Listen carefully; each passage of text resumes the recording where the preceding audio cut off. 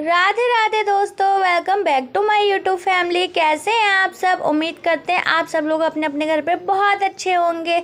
आप सभी को सुबह की राधे राधे, जय माता दी। दोस्तों, आज है चैत्र नवरात्रि का 5वां दिन और 5वें दिन हम पूजा करते हैं माता स्कंद माता की। आज हम माता स्कंद माता की आपको कहानी बताएंगे और माता रानी को क्या भोग लगाएं, कैसे पूजा करें, क्या है पूजा विधि, सब हम आपको बताएं। माता रानी की हम पूरी जानकारी आपको देंगे और आज हम सुनाएंगे माता रानी की कथा। आप जैसे पूजा करते हैं वैसे ही पूजा करिए, लेकिन हमारे साथ एंड तक जुड़े रहिए क्योंकि आज हम सुनाएंगे माता रानी की कथा।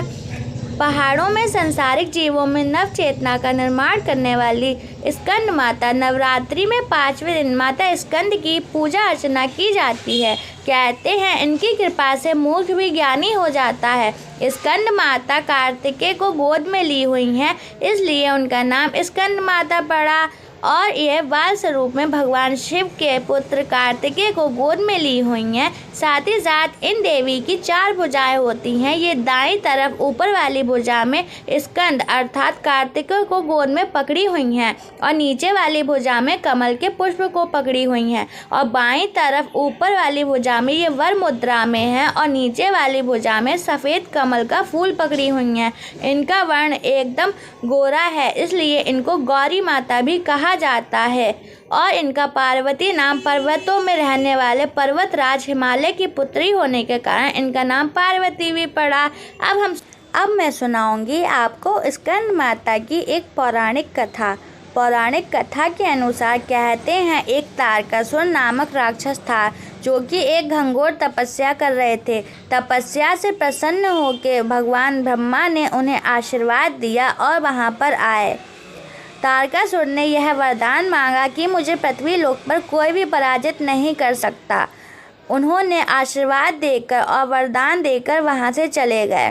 तभी तारकासुर ने पूरी पृथ्वी लोक पर हमला कर दिया और सब में हाहाकार मचा दी। तभी सारे देवी देवता और पृथ्वी लोक के वासी बहुत दुखी हुए और भगवान शिव के पास गए। भगवान शिव ने कहा जिसने यह वरदान दिया है वही इसका सल्यूशन बता सकते हैं। फिर सभी देवी देवता जल्दी जल्दी भगवान ब्रह्मा के पास गए। ब्रह्मा जी ने बताया इस वरदान का कोई तोड़ नहीं है, पर हाँ पृथ्वी लोक का कोई भी मनुष्य इसे नहीं मार सकता, पर पुत्र शिव के इसे मार सकते हैं। शिव के पुत्र कार्तिकेय के हाथों से ही इनका वध हो सकता है। तब माँ पार्वती ने अपने पुत्र स्कंद अर्थात कार्तिकेय को युद्ध के लिए प्रशिक्षित करने के लिए स्कंद माता का रूप लिया। माता ने अपने पुत्र को युद्ध में लड़ने के लिए उन्हें शिक्षा देने के लिए स्कंद माता का रूप लिया था।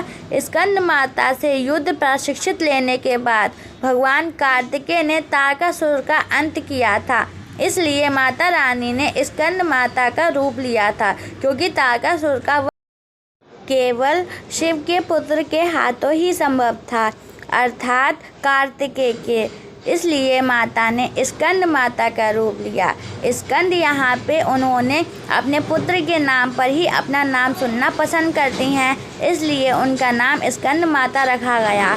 हिमालय की पुत्री पार्वती हैं क्योंकि वो हिमालय राज की पुत्री थी ना, और इन्हें महेश्वरी के नाम से भी जाना जाता है। महेश्वरी के नाम से इसलिए जाना जाता है क्योंकि महादेव की पत्नी होने के कारण इन्हें महेश्वरी नाम दिया गया था और अपने गोरे रंग होने के कारण इनको गौरी नाम दिया गया था। माता को अपने पुत्र से अति प्रेम है, इसलिए यह कारण है कि माँ को अपने पुत्र के नाम से पुकारा जाना उत्तम लगता है। मान्यता है कि स्कंद माता की कथा पढ़ने या सुनने वाले भक्तों को माँ संतान का सुख संपत्ति, धन, वैभव, ज्ञान सभी प्रदान करती हैं और वरदान देती हैं।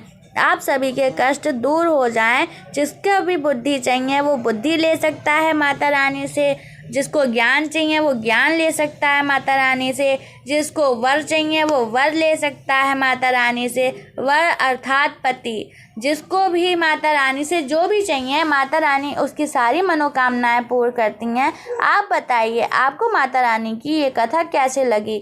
माता रानी की पूजा करने से आज के दिन बहुत सारी लेडीज़ होती हैं जो उन्हें वरदान में पुत्र की भी प्राप्ति होती है, क्योंकि इन माता रानी की खास बात है वो अपनी गोद में पुत्र लिए हुई हैं। तो कार्तिकेय जैसे बुद्धिमान पुत्र की प्राप्ति के लिए भी बहुत सारी महिलाएं ये व्रत करती हैं।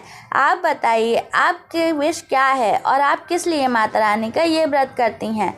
कुछ लोग होते हैं जो केवल मन के भाव से माता रानी से कुछ नहीं मांगते, उनकी पूजा उपासना सिर्फ इसीलिए करते हैं। धन्य है वो भक्त और धन्य है माता रानी जो ऐसे उन्होंने 9 रूप लिए और सृष्टि को बचाया। माता रानी की जय। आप सभी लोग बताइएगा कमेंट सेक्शन में आप लोग कहाँ से बिलोंग करते हैं और आपका स्टेट नेम क्या है। मुझे अच्छा लगेगा ये जानकर कि आप लोग कहाँ कहाँ से बिलोंग करते हैं और मेरी वीडियोस कहाँ कहाँ तक जाती हैं। प्लीज़ हमारी वीडियो को लाइक करें, शेयर करें, सब्सक्राइब करें। बट अगर थोड़ा भी अच्छा लगा हो तो प्लीज़ कमेंट करके हमें ज़रूर बताइएगा। अब हम मिलते हैं आपसे अनदर ब्लॉग में। साथ ही साथ ये बता दें आपको कि माता रानी की पूजा करते टाइम मन में बिल्कुल भी हलचल नहीं होनी चाहिए, क्योंकि उन्हें एकाग्रता का वरदान भी देती हैं। तो उनकी पूजा भी पूरी एकाग्रता से और शांत मन से करनी चाहिए। कोई भी हलचल मन में ना हो, कोई भी नेगेटिव थॉट नहीं आने चाहिए। माता रानी बस आपके प्रेम के भाव की भूखी होती हैं। साथ ही साथ वो यही चीज़ चाहती हैं कि भले ही उनकी पूजा आप सादा कर दें, बट जो इम्पॉर्टेंट चीज़ होती है वो होती है स्त्रियों का सम्मान। लेडीज़ लोगों का सम्मान करेंगे तो माता रानी सबकी मनोकामना पूरी करती हैं। साथ ही साथ देखिए यहाँ पे हमारी माता रानी की जोत जो सबसे मेन होती है ये प्रज्वलित हो चुकी हैं। आप लोगों की जो भी इच्छा है वो हमारी जोत में माता रानी का ध्यान करके आप लोग मांग सकते हैं। मैं उम्मीद करती हूँ आपकी हर इच्छा ये पूरी करेंगी। साथ ही साथ मेरी इच्छा भी यही है कि हमारे जितने भी व्यूवर्स हैं वो हमेशा खुश रहें, खुशहाल रहें, मस्त रहें, स्वस्थ रहें और उनकी जो भी मनोकामना है वो पूरी कर दें। जय माता दी दोस्तों। मिलते हैं आपसे अनदर ब्लॉग में, तब तक के लिए राधे राधे दोस्तों। हमारे कान्हा जी के भी अभी व्रत चल रहे हैं। वो जो खाते हैं वही हम पाते हैं।